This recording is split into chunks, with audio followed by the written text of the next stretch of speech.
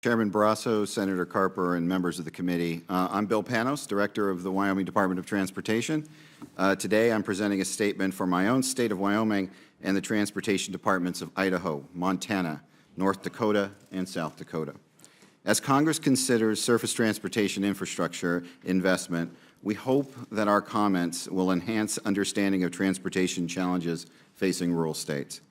Let me again get right to our key points. Federal transportation investment in rural states benefit the nation.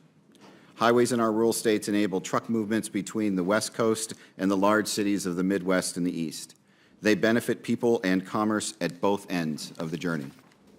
Our highways enable significant agricultural, energy, and natural resource products to move from their rural points of origin to national and world markets.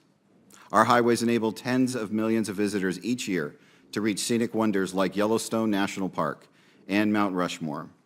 So those highways ensure that tourism dollars are spent in America, furthering national economic goals. So there is a national interest, and plenty of good reasons for the nation to invest in surface transportation in rural states. There are needs for surface transportation infrastructure investment in rural states, as well as in all states. If Congress advances the Surface Transportation Infrastructure Initiative, the initial funds would be put to good use promptly in Wyoming and other states. They would create jobs and provide safety, economic efficiency, and other short and long-term benefits to the nation. Next, we have some thoughts on providing some of those benefits. Public-private partnerships and other approaches that depend on a positive revenue stream are not a surface transportation infrastructure solution for rural states. The traffic volumes on projects in rural states are low and almost never feasible for revenue generation. So rural states are unlikely to attract investors for those projects, even if any project revenues are supplemented by tax credits. Also, with sparse populations and extensive road networks, the cost per capita of paying off principal and interest is high in rural states, a deterrent to borrowing for those projects. Now, we do not oppose a role for P3s in improving the nation's transportation network, but they are unlikely to result in meaningful surface transportation investment in rural states. Any surface transportation initiative should strongly emphasize formula funding. Using the predominantly formula-based FAST Act approach to distribution would ensure that both rural and urban states are participating substantially in a surface transportation initiative. Any surface transportation infrastructure initiative should continue the current approximate 4-to-1 ratio between federal highway program funding and federal transit program funding.